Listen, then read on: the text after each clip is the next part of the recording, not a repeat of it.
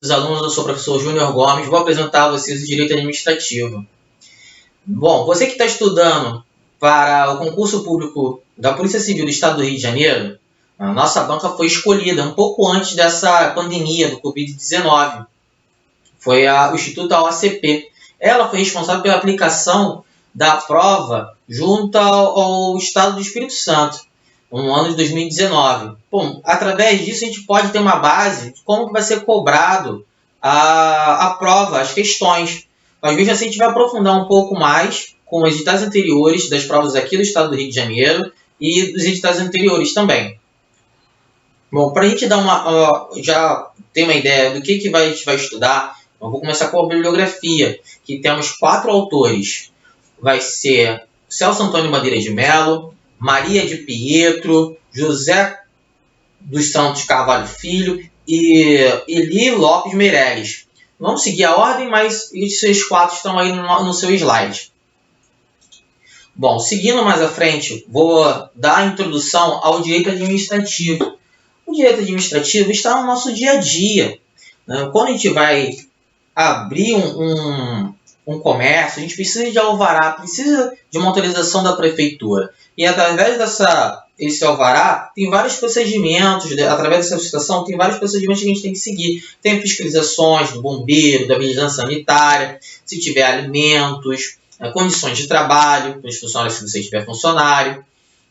Bom, esse é através de alvará, de funcionamento. Tem alvará de obra, que para você fazer uma obra em determinado lugar, você tem horários para começar, horários para terminar a obra, você não pode ultrapassar o horário, porque de repente uma área residencial, onde não pode ter muito barulho, ou perto de hospitais, que também não pode ter barulhos. Os resíduos têm que ser jogados em determinados lugares, não podem ser jogados em qualquer lugar.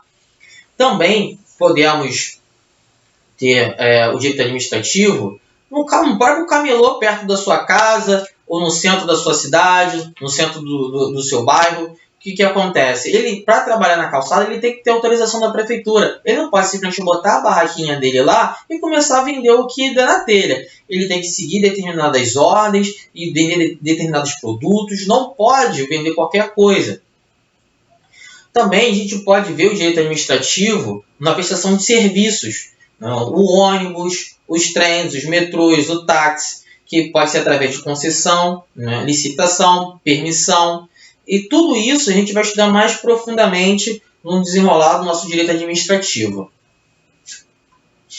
Bom, já falei do direito administrativo do dia a dia. Agora vou falar um pouco da história do direito administrativo. Como que surgiu o direito administrativo? Como desenrolou o parecer do direito administrativo? O direito administrativo ele surgiu na França em 1789, no século XVIII. Na época, o sistema predominante, vigorante, era o sistema absolutista, onde o poder do Estado estava concentrado no rei. Mas devido aos conflitos entre o rei e o povo insatisfeito, teve a necessidade de dividir as funções do Estado. E com isso foi adotada a ideia de Montesquieu, a tripartição dos poderes, que seria o legislativo, o executivo e o judiciário. Esses 3 trabalham de forma harmônica e controlam melhor o Estado. Bom, já que eu falei de Estado, vou dar uma continuação numa palavra Estado e vou para o nosso segundo tópico, Estado. O Estado tem 3 elementos: o povo, território e soberania. O povo é o conjunto de indivíduos que, em dado momento, constituem uma nação. Mas o que seria povo, professor? Eu não entendi. O que é povo? Bom, um exemplo bem fácil para a gente fazer uma assimilação muito boa é o povo brasileiro. O povo brasileiro é uma constituição de povo. A gente tem religiões, costumes. Claro, cada região aqui, o nosso país é muito grande, tem um tamanho continental, temos vários costumes de determinadas regiões, até de estado, até mesmo quando muda de município, tem costumes diferentes, até sotaques diferentes. Mas falamos a mesma língua, que é português, E temos um presidente, temos uma república constituída, enfim. também temos, por exemplo, como o povo de Portugal, que também fala português, mas não é o povo brasileiro, é o povo português. Aqui no nosso lado temos a Argentina, Paraguai, Uruguai, Chile, Bolívia, República Francesa Guiana Francesa, aliás. Mas, de toda forma, fechamos aí a ideia de povo, com o exemplo do povo de Portugal, Brasil, Argentina. E vamos para território. Território é área delimitada sobre a posse de indivíduo ou indivíduos. Bom, o povo brasileiro tem a posse do seu território. O seu território aqui na América do Sul, com seus estados, municípios, mais o Distrito Federal. Esse só é o nosso território. E tem fronteira com os outros países da América do Sul, como Argentina, Paraguai, Uruguai, entre outros países que a gente tem fronteira. A gente ainda tem um território marítimo. A gente vai estudar isso em direito constitucional. A gente não estuda isso em direito administrativo. A gente pode dar uma pequena ideia, mas não é o foco da nossa matéria. Tá? Mas vamos ao terceiro elemento, soberania. É o poder sobre o Estado. O poder sobre o Estado é o próprio governo. Juntando os elementos anteriores, mas esse a gente tem o governo, que é o poder sobre o Estado. Bom, formando esses três elementos, temos então o conceito de Estado. Estado é uma sociedade politicamente organizada, constituída pela vontade de um povo dentro de um certo território, com reconhecimento no plano internacional e com o poder de coação interno. Assim a gente tem o conceito de Estado. Bom, mais para frente, com a formação do Estado, a gente tem formado então o Estado Democrático de Direito, que são regras formadas pelo Estado para ter o controle das suas ações. Não pode o governante fazer tudo que lhe dá na telha. Então, a gente tem que seguir regras. Indo agora, falei um pouco sobre as clássicas funções do Estado. Eu vou passar aqui para o nosso outro lado do quadro e vou falar um pouco mais sobre elas, as clássicas funções do Estado, estatais. Bom, nela está constituída o Legislativo, Executivo e o Judiciário. O Legislativo tem o dever de criar e inovar as leis. Já o Executivo, ele tem a implementação concreta das leis. É o próprio Poder Executivo, é o próprio Poder da Administração Pública. Ela aplica as leis no dia a dia. E o Poder Judiciário tem a aplicação das leis nos casos de litígio. Bom, o que seria litígio? São brigas, interesses em comum. Você tem uma coisa em comum com outra pessoa, mas vocês não entram num acordo. Aí aparece uma terceira pessoa, que é o Estado, para determinar quem tem o direito sobre aquela coisa.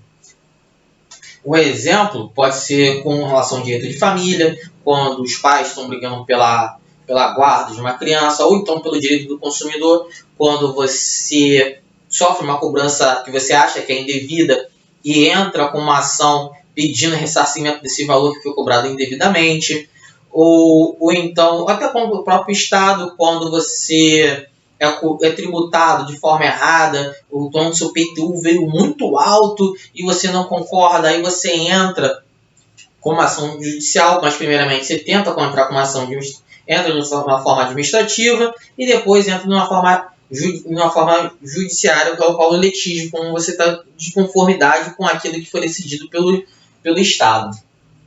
Entre esses três, eles trabalham de forma harmônica, não podendo ter conflito entre eles. Mas a gente usa muito, os doutrinadores usam muito o termo check and balance, freios e contrapesos.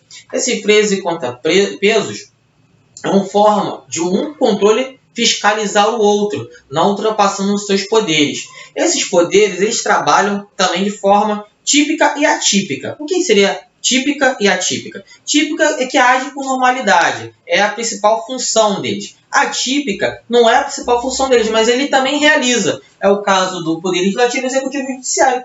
Porque o Poder Legislativo tem o Executivo, onde tem que ser aplicadas as leis dentro do Poder Legislativo.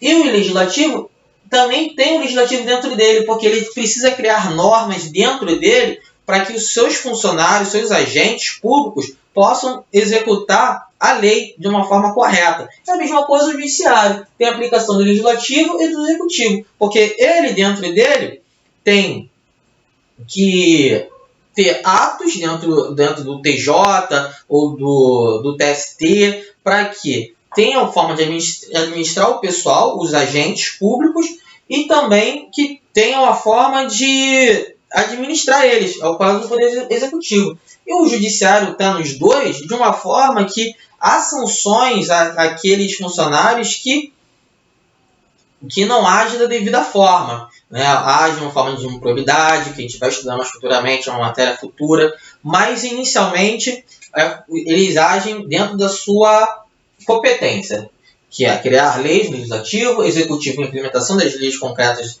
das leis, e o judiciário, quando há conflito, ele também age.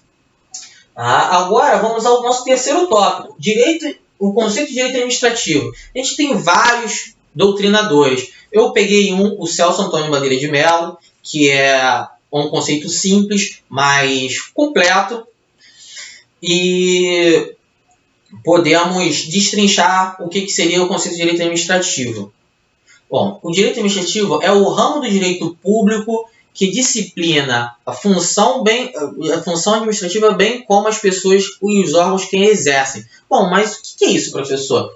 Bom, vamos resumir, dar um conceito, não um conceito, mas o que esse conceito quis dizer. Bom, a administração pública, né, o direito administrativo visa o interesse de todos, o interesse público. Então, havendo um conflito entre o particular e o interesse de todos, prevalece o direito de todos, o interesse público. Tá bom, pessoal? Bom, vamos agora ao nosso quarto tópico. Fontes do direito administrativo. Vamos lá. Princípios, leis, atos normativos, doutrinas, costumes, jurisprudência. Bom, princípios. Princípios podem estar positivados na lei ou na doutrina. Toda ciência, todo estudo tem que ter princípios. É a base para que possa desenvolver um estudo sobre determinada coisa. Então, a gente segue alguns princípios, que a gente também vai estudar mais para frente. É o caso do LIMP, ou então os artigos, ou então os princípios infraconstitucionais, que estão na Constituição alguns, e outros estão em leis esparsas, né? O caso do LIMP ele está no artigo 37 da Constituição de 88, que é legalidade, impessoalidade, moralidade, publicidade e eficiência. São os 5 os primeiros que a gente vai estudar nessa aula mesmo. Tá bom? Leis são normas e condutas constituídas por instituições que vai servir para administrar as relações pessoais, as relações entre as pessoas, entre o povo, entre os cidadãos. Atos normativos. Explica a norma legal ou a lei. Bom, os atos normativos normalmente servem para regular o que ficou faltando na lei. É uma lei que foi promulgada, mas ela é muito genérica, né? Ela não tem especificando o que tem que se fazer. Muitas das vezes é lançado atos normativos para poder explicar melhor a aplicação dessa lei. Vou dar um exemplo fictício. Bom, dentro do TJ, os funcionários têm que usar o uniforme. Sai um ato normativo, sai um decreto, né? Mas tem que usar uniforme. Mas qual tipo de uniforme? Ficou muito vago. As mulheres usam com uniforme, usa calça, tem que usar boné, não pode usar boné. Bom, aí sai um ato normativo para regularizar isso. Olha, as meninas vão usar saias, terninho, e os homens vão usar calça, blazer e gravata. Isso é um jeito de regulamentar o que deve ser utilizado. Para isso servem os atos normativos em relação às leis. Bom, doutrinas, pensamentos teóricos de juristas. Bom, é o nosso caso aí do Celso Antônio Bandeira de Mello, é o nosso caso da Maria de Pietro, é o caso do Eli Lopes. Por quê? Muitas vezes a lei não especifica, ou então fica um pouco vago, e os juristas acabam criando teorias em relação àquilo, e de tanto causar tanta repercussão, acaba que eles se tornam fontes do direito administrativo. E por isso também serve como fonte. Costumes, práticas que resultam em uma fonte jurídica. Bom, eu vou dar um exemplo social na nossa sociedade, no meio comum, e depois vou aprofundar com relação à parte jurídica. Bom, quando muitas das vezes a gente vai em determinado lugar, a gente sai na rua, quer pegar um transporte público, aí chega em determinado lugar, tá procurando um ponto de ônibus, aí tu fica olhando, não tem uma placa dizendo que é ponto de ônibus, mas tu vê que o ônibus está parando sempre em determinado lugar, ou perto de um poste, perto de uma árvore, e tem uma aglomeração de pessoas esperando o ônibus, aí as pessoas fazem sinal, o ônibus sempre para ali, então alguém puxa o sinal para descer dentro do ônibus, e o ônibus para sempre em determinado lugar. E passados dos anos, todo mundo para ali, pega ali, aí você olha, bom, se tornou um costume as pessoas pararem e fazerem sinal, o ônibus parar ali, mesmo não tendo a placa, nada sinalizando pelo direito administrativo, pelo poder público. Isso é o costume social. Bom, a gente agora, vou dar um exemplo da lei seca, no meio jurídico. A lei seca, ela ela apareceu com a necessidade que muitos brasileiros tinham de costume de beber e dirigir, um hábito horrível. Só que só a advertência do poder público por mídias não foi suficiente. Devido a isso, teve a necessidade de criar uma lei, né, positivando a punição em relação a esse costume ruim. Então, a gente tem como costume como fonte de direito administrativo também. Vamos aí à jurisprudência. Jurisprudências são julgados com decisões reiteradas, dito como obrigatórias. Bom, como que posso dizer que jurisprudências... professor, jurisprudências são decisões reiteradas, dito como obrigatórias. Bom, são decisões do STF, STJ, a gente pode ver muito na televisão aí também, né? Nossos tribunais superiores falando sobre algumas decisões para a nossa sociedade. São decisões que não estão positivadas ainda em lei, mas já foram julgadas pelo STF, pelo STJ, ou até outros tribunais, ou até no nosso TJ, porque são várias decisões em determinado assunto e acaba servindo como fonte do direito administrativo também. Bom, agora vamos para a pirâmide de Kelsen. Como eu já falei na nossa Constituição, como fonte de lei também. Nossa Constituição está no ápice da pirâmide de Kelsen. Ela foi promulgada em 5/10 de 1988. Através dela, a gente pode tirar, né, outros ramos do direito. Tem o direito penal, tem Código Civil, temos Código Tributário, temos a CLT. Temos dentro da Constituição vários outros direitos. E ela serve como fonte principal, é a base, é o pilar do nosso direito no nosso país. Com isso, a nossa principal norma é a Constituição Federal de 1988. Depois dela, a gente tem emendas constitucionais, temos leis complementares, temos decretos e temos atos normativos, temos MP, temos instruções normativas, portarias e etc. E assim, e vai seguindo. Tá bom, pessoal?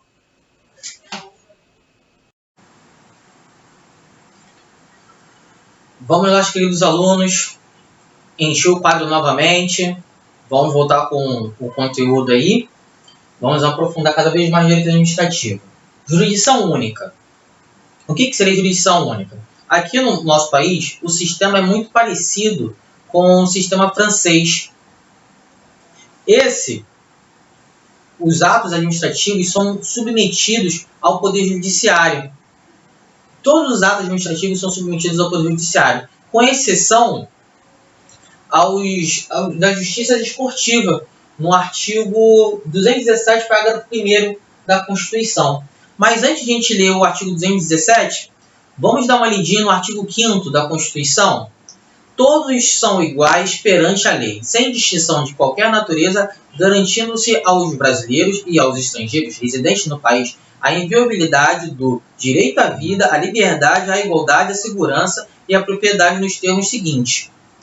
Inciso 37. A lei não excluirá da apreciação do Poder Judiciário lesão ou ameaça a direito.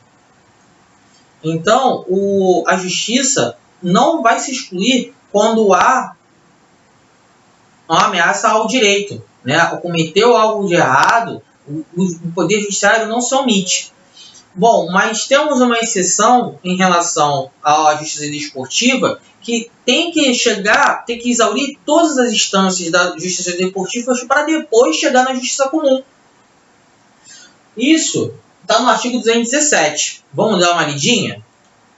O artigo 17 fala: é dever do Estado fomentar práticas desportivas formais e não formais, como direito de cada um observados. Parágrafo 1º. O Poder Judiciário só admitirá ações relativas à disciplina e às competições desportivas após esgotarem-se as instâncias da Justiça Desportiva, regulada em lei.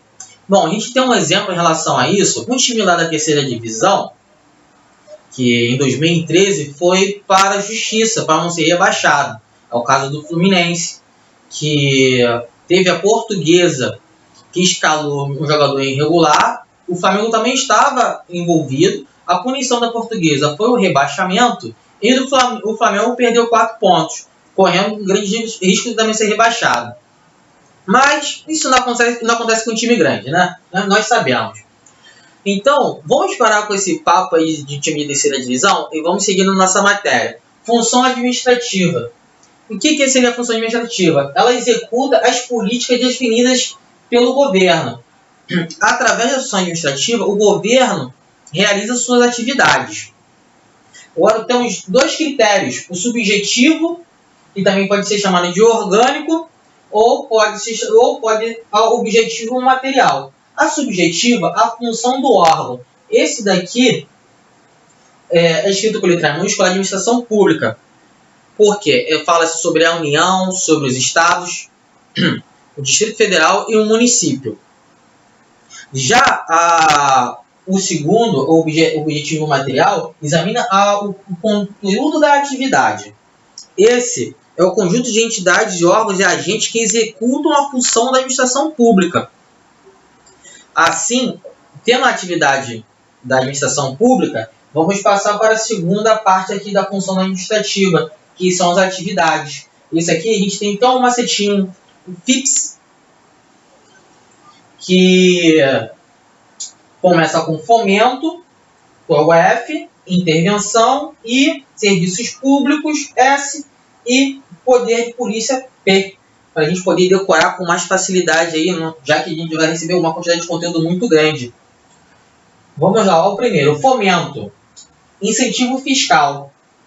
O Estado, quando há interesse na relação privada, ele acaba passando incentivos para essa parte, para o particular, sendo através de incentivos fiscais, isentando de impostos algumas empresas. Às vezes a gente vê uma empresa no meio do nada, num estado distante, no meio do nada, mas às vezes ganha um incentivo fiscal, às vezes ganha uma isenção no terreno, não paga IPTU, não paga alguns impostos, para até mesmo ajudar aquela região a ter um desenvolvimento.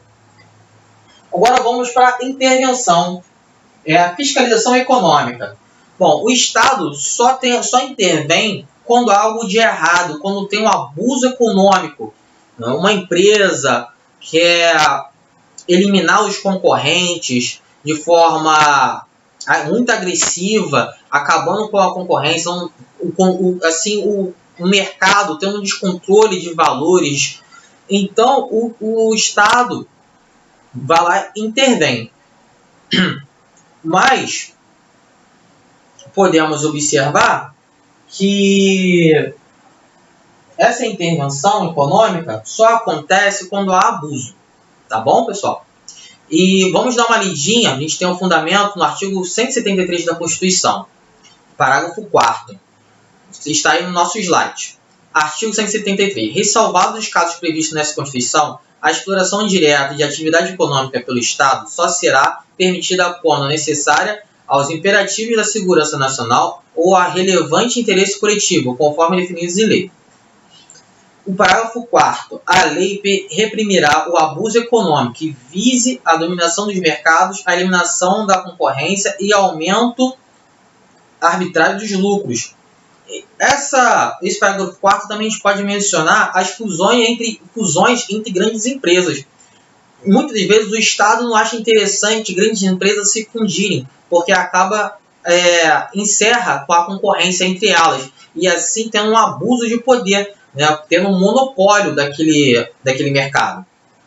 Temos também o artigo 174 como fundamento, nosso próximo slide aí. Como agente normativo e regulador da atividade econômica, o Estado exercerá, na forma da lei, as funções de fiscalização, incentivo e planejamento, sendo este determinante para o setor público e indicativo para o setor privado. Como disse antes, o Estado só intervém quando há abuso e para ajudar o setor quando há interesse público, onde pode ajudar a população. Até mesmo, de repente, um abuso, uma empresa tentando um monopólio e acaba encerrando com a concorrência, acaba gerando um desemprego, né? E não é interessante para o interesse público. É um dos exemplos, né? A gente pode ter vários, mas a gente ficaria aqui quase a aula toda dando vários exemplos aí de grandes empresas fazendo fusões que foram impedidas, depois puderam fazer a fusão, mas a gente pode estudar isso mais para frente. Saindo agora da intervenção, indo para serviço público. Serviço público também está na nossa Constituição, no artigo 21 e 25 e artigo 175. Mas vou dar alguns exemplos antes de ler o artigo em relação a serviço público, para a gente poder exemplificar e matar o serviço público só lendo o artigo. Serviço público, muitas das vezes, a prefeitura é responsável pelo ensino fundamental, o Estado é responsável pelo ensino médio e o federal o ensino superior, mas não é obrigatório. Temos alguns exemplos que isso não é taxativo, como a faculdade UERJ, ela é estadual, mas tem a nível superior, é uma ótima faculdade, é reconhecida no Brasil inteiro. Na instância federal, a gente tem escolas de ensino médio, como o Cefet e o Pedro II. Ótimas escolas também, reconhecimento no país inteiro. O Cefet, por exemplo, tem alguns estados do país, né? E tem vários cursos técnicos. Vamos avançar, vamos sair um pouquinho do serviço público, mas antes de sair do serviço público, vamos ler o artigo 175. Incumbe ao poder público, na forma da lei, diretamente ou sob regime de concessão ou permissão, sempre através de licitação, a prestação de serviço público. Sim, ainda podemos falar do serviço público em relação ao transporte, que pode ser através de licitação e concessão. E permissão, no caso, atualmente, os taxistas têm permissão para trabalhar. As vans, acredito também que é a permissão. Vamos agora para o poder de polícia. Está fundamentado no artigo 78 do CTM. Mas antes de a gente ler o artigo, vou dar dois exemplos de poder de polícia. O preventivo e repressivo. O preventivo, a gente pode criar uma lei, né, pode ser criada a lei para que não haja o porte de arma. Esse é preventivo. Já o repressivo é quando já acontece alguma coisa e precisa ser punido. É o exemplo da pessoa, do condutor, que estourou os pontos de motorista.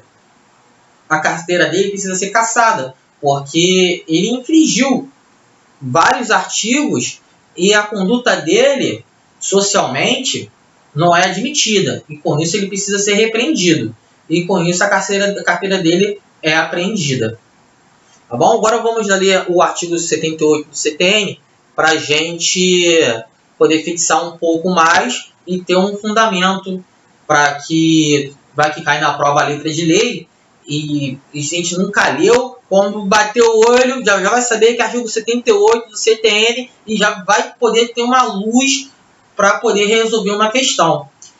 Então vamos lá. Artigo 78. Considera-se poder de polícia atividade de administração pública que, limitando ou disciplinando o direito, interesse ou liberdade, regula a prática de ato ou abstenção de fato, em razão de interesse público, concernente à segurança, higiene, à ordem, aos costumes, à disciplina da produção do mercado, ao exercício de atividade econômica, dependentes de concessão ou autorização do poder público, à tranquilidade pública ou ao respeito à propriedade e aos direitos individuais ou coletivos. Fechamos aí o poder de polícia, que vou deixar até um pouquinho mais claro que não é necessariamente o policial que passa na rua fazendo patrulha. Tá? Pode ser o guarda municipal fiscalizando um bar que nessa quarentena, na Covid-19, que a gente está passando em 2020, tem serviços não essenciais que estão abertos, como salão de beleza, alguns restaurantes botando cadeiras na calçada, né, shoppings abrindo, lojas de conveniências que não são essenciais abrindo. Então o guarda municipal vai lá, fala para fechar, aplica multa. Isso também também é considerado poder de polícia, é o poder de fiscalizar o particular. Bom, agora vamos partir para o nosso outro lado do quadro, com princípios do direito administrativo. Bom, como eu disse no início da aula, direito administrativo, princípios são fundamentais para a formação de uma ciência. É a base de uma ciência.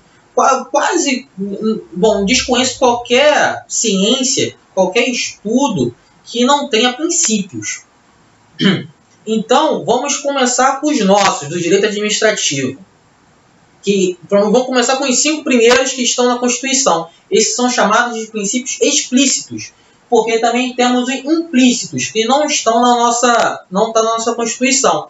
Temos algumas explicações dos outros, até na própria Constituição, alguns fundamentos, mas os explícitos estão praticamente fundamentados no artigo 37, que são legalidade, impessoalidade, moralidade, publicidade e eficiência.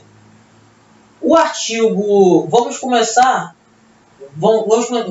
lendo o artigo 37. No nosso slide tem até uma macetinha aí bem destacado, limp, mas vamos agora partir para o artigo 37 para ter um fundamento legal. O artigo 37. A administração pública direta e indireta de qualquer dos poderes da União, dos Estados, do Distrito Federal e dos municípios obedecerá aos princípios de legalidade, impessoalidade, moralidade, publicidade e eficiência. E também ao seguinte, depois a gente vai ver outros fundamentos através do artigo 37 também, dos principais princípios. Bom, princípio da legalidade. O que fala o princípio da legalidade? O agente público ele não pode agir sem ter fundamento legal. Ele não pode agir por liberalidade. Ele não pode quebrar um galho. Ele não pode fazer um favorzinho. Ele não pode favorecer ninguém, nem a ele. Ele tem que agir conforme a lei. Não pode quebrar um galho de um vizinho, de amigo, de parente. Ele tem que ser totalmente imparcial. Ele tem que agir conforme a lei, conforme a solicitação da administração pública, conforme o interesse público do Estado. Vamos ler o artigo 5º. Todos são iguais perante a lei, sem distinção de qualquer natureza, garantindo aos brasileiros e aos estrangeiros residentes no país a inviolabilidade do direito à vida, a liberdade, a igualdade, a segurança e a propriedade, nos termos seguintes. Inciso 2º. Ninguém será obrigado a fazer ou deixar de fazer alguma coisa, senão em virtude de lei. O artigo 5º, ele fala em relação ao cidadão. Mas o agente público, ele só pode fazer o que está na lei. O cidadão ele pode fazer tudo que a lei não proíbe. Já o agente público ele tem que fazer tudo que a lei determina. Essa é a diferença entre o cidadão e o agente público.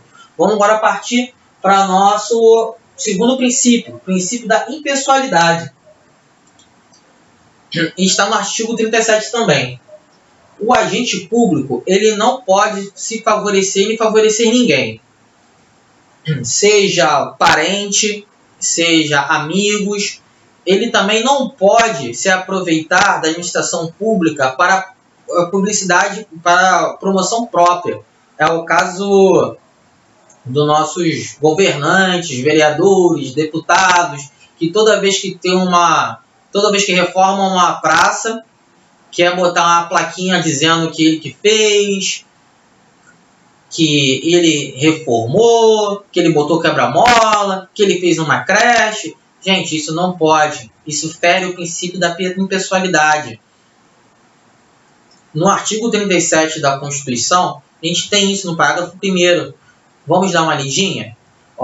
A publicidade dos atos e programas, obras, serviços e campanhas dos órgãos públicos deverá ter caráter educativo e informativo ou de orientação social, dela não podendo constar nomes, símbolos ou imagens que caracterizem promoção pessoal de autoridade ou servidores públicos. Bom, a gente aqui no Brasil vive vendo isso, né? Infelizmente.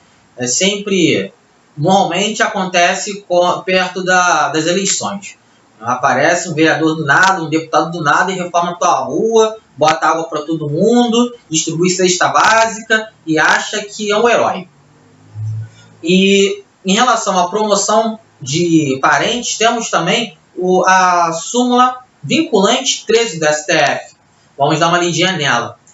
A nomeação de cônjuge, companheiro ou parente em linha reta, colateral ou por afinidade até o 3º grau, inclusive da autoridade nomeante ou de servidor da mesma pessoa jurídica investindo em cargo de direção, chefia ou assessoramento para o serviço de cargo em comissão ou de confiança, ou ainda de função gratificada na administração pública direta e indireta, em qualquer dos poderes da União, dos Estados, do Distrito Federal e dos municípios, compreendido o ajuste mediante designação recíproca, viola a Constituição. Bom, é um absurdo, mas isso a gente também vê.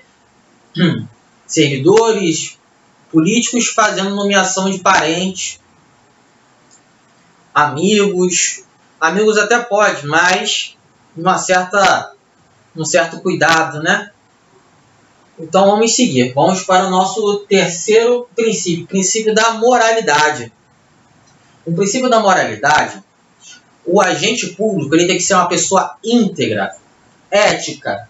É o primeiro que vê alguma coisa errada, tem que consertar ou não deixar acontecer, correndo o risco de ser responsável penalmente e civilmente, através de forma administrativa. Vamos dar uma lida no artigo 37, parágrafo 4º. Como a gente já leu o artigo 37, vou ler só o parágrafo 4º para a gente ter uma compreensão com fundamento.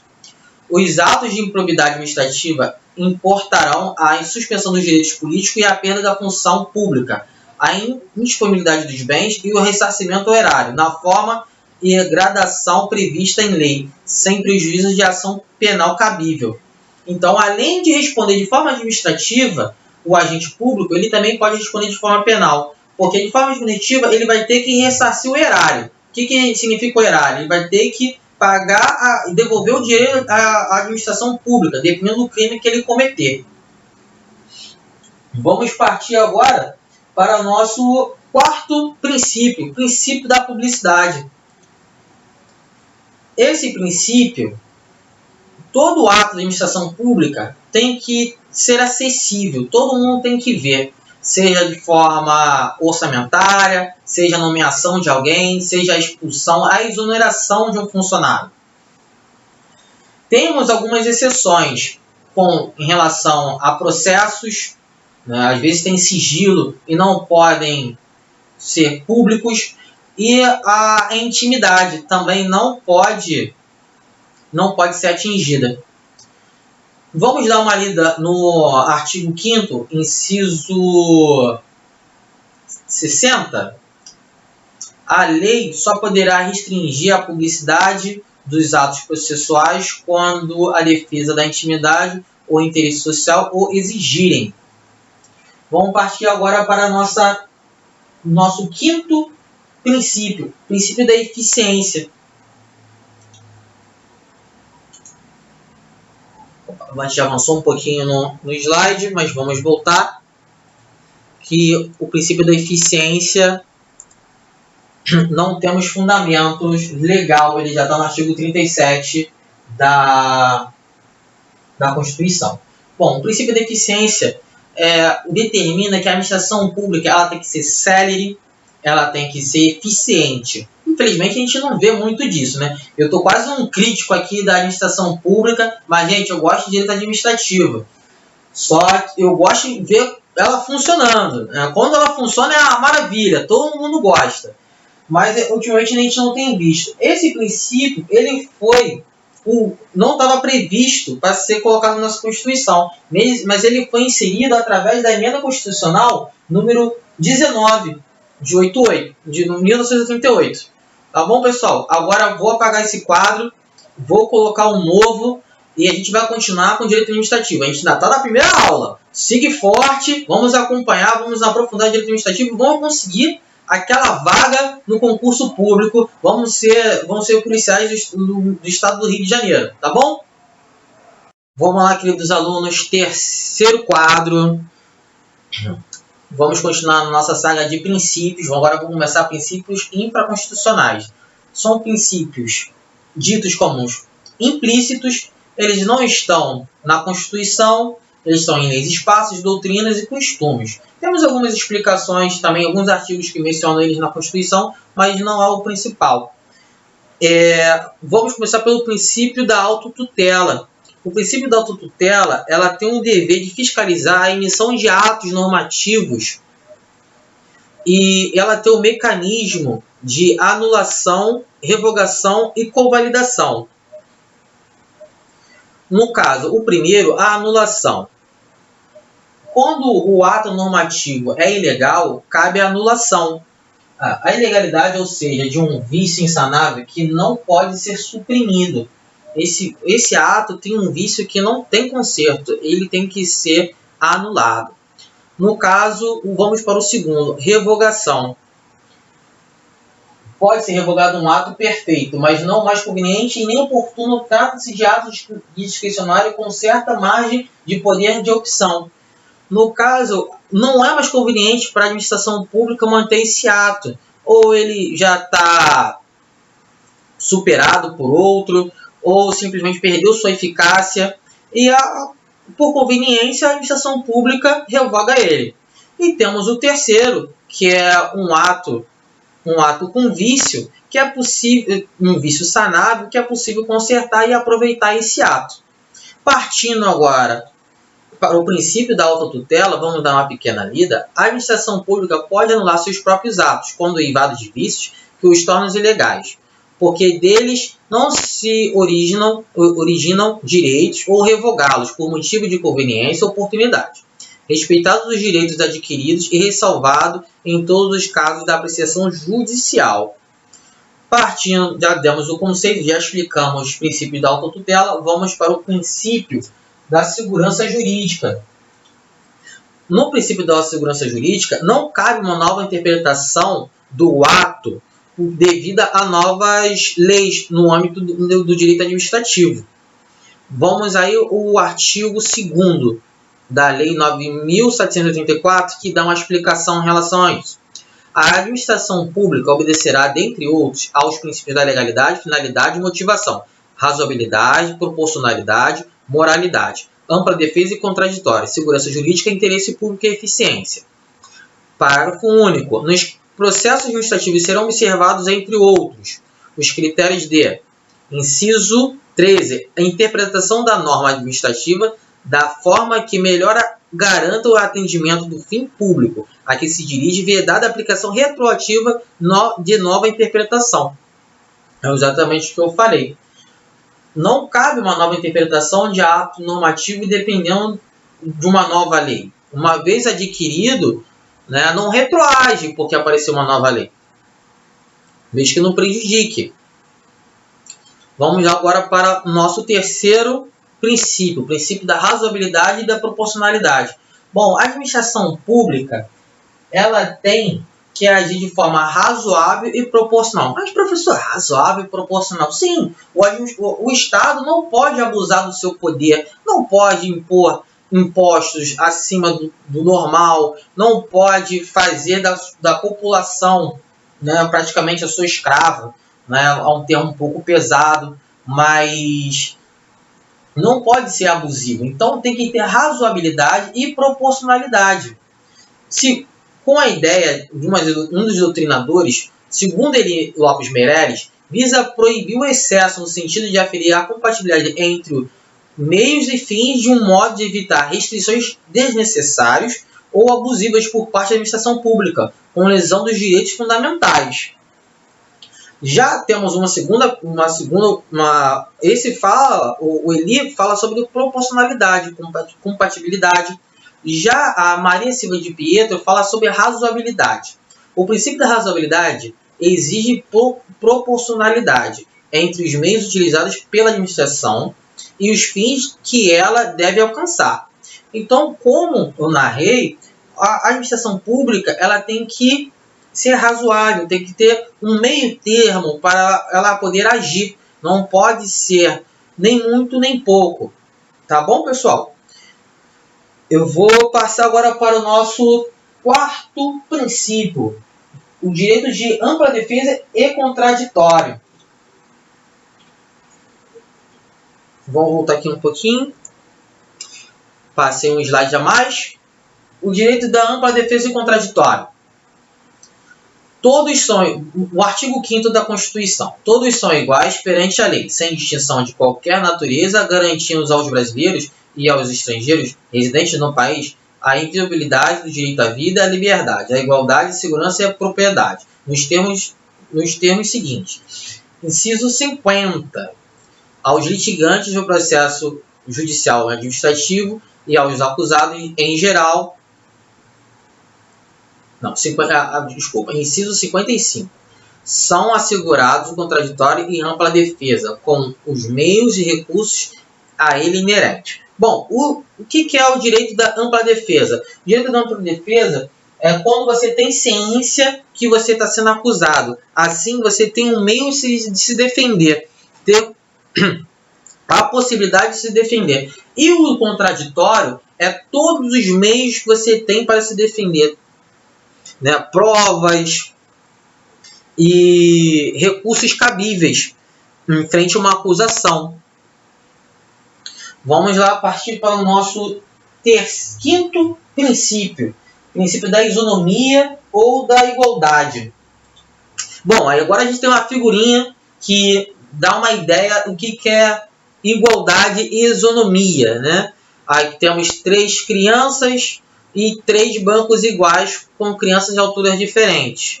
E temos uma outra figura do lado que temos 3 crianças com bancos de altura diferente.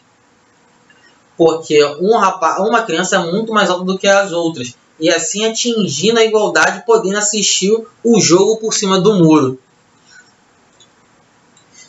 No artigo 5º da Constituição, podemos fundamentar o direito da isonomia e da igualdade. Todos são iguais perante a lei, sem distinção de qualquer natureza, garantindo-se aos brasileiros e estrangeiros residentes no país a inviolabilidade do direito e a vida, a liberdade e a igualdade, a segurança e a propriedade nos seguintes termos.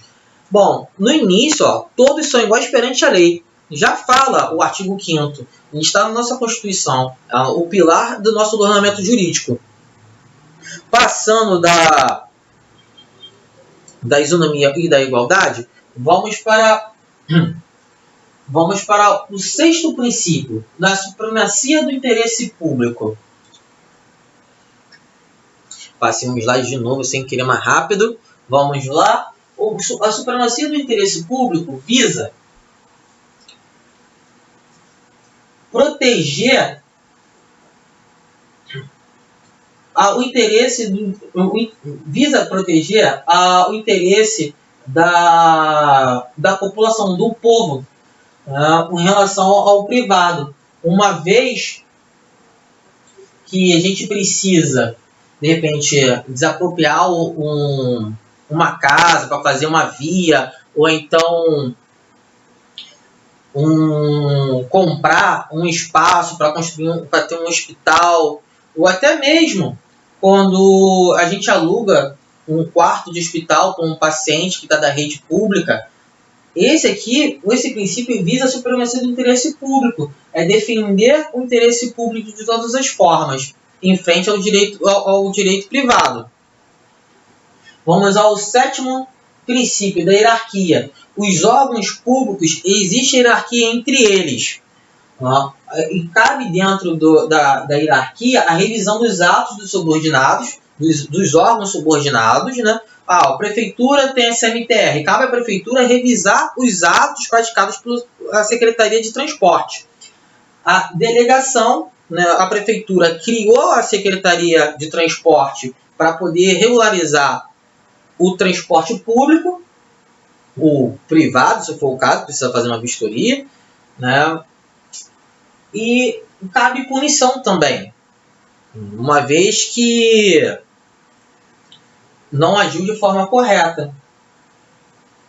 Princípio da indisponibilidade. O bem público não é do agente público, não é do órgão público, é sim da população, né? É do Estado, que é representado através dos seus representantes.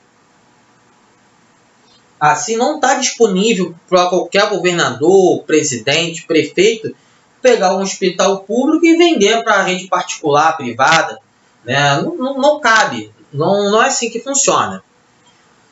Bom, vamos ao nosso 7º princípio, o princípio da continuidade dos serviços públicos.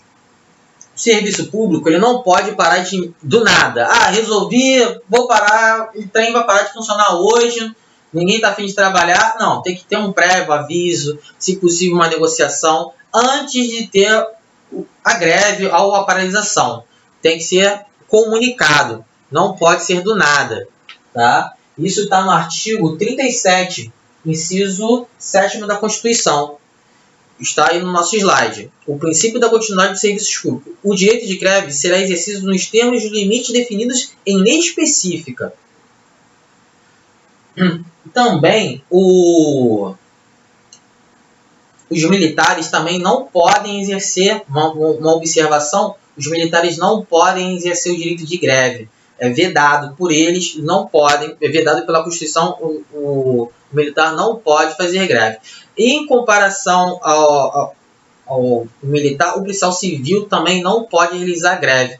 O STF equiparou a gente, né, a gente não, no caso, vocês, futuros policiais civis, aos militares, não podendo realizar greve. Bom, vamos dar uma lida aí no artigo 142 da Constituição, que fala: as Forças Armadas, constituídas pela Marinha, pelo Exército, pela Aeronáutica, são instituições nacionais, permanentes e regulares, organizadas com base na hierarquia e na disciplina, sob a autoridade suprema do Presidente da República, e destinam-se à defesa da pátria, a garantia dos poderes constitucionais por iniciativa de qualquer destes, da lei e da ordem. Parágrafo 3º. Os membros das Forças Armadas são denominados militares, aplicando-lhes, além das que vierem a ser fixadas a lei, a seguinte disposição: ao militar são proibidas a sindicalização e a greve. Ainda tem um a mais aí, que o militar não pode ter sindicato, seja ele federal ou estadual. No caso, os militares do Exército, Marinha e Aeronáutica, bombeiros e a polícia militar. Vamos aí ao nosso 10º princípio infraconstitucional e último, para a gente fechar hoje o nosso conteúdo. O princípio da motivação. Para o governante, para o agente público agir, ele tem que ter motivo.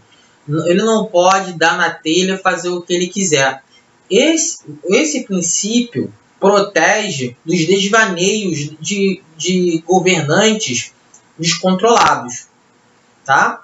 Então, fechamos aí o direito administrativo, nossa primeira aula. Falamos sobre a parte introdutória, falamos sobre o dia a dia do direito administrativo, falamos da história do direito administrativo, e trabalhamos um pouco com direito constitucional, que também tem um direito administrativo, e demos a introdução. Obrigado.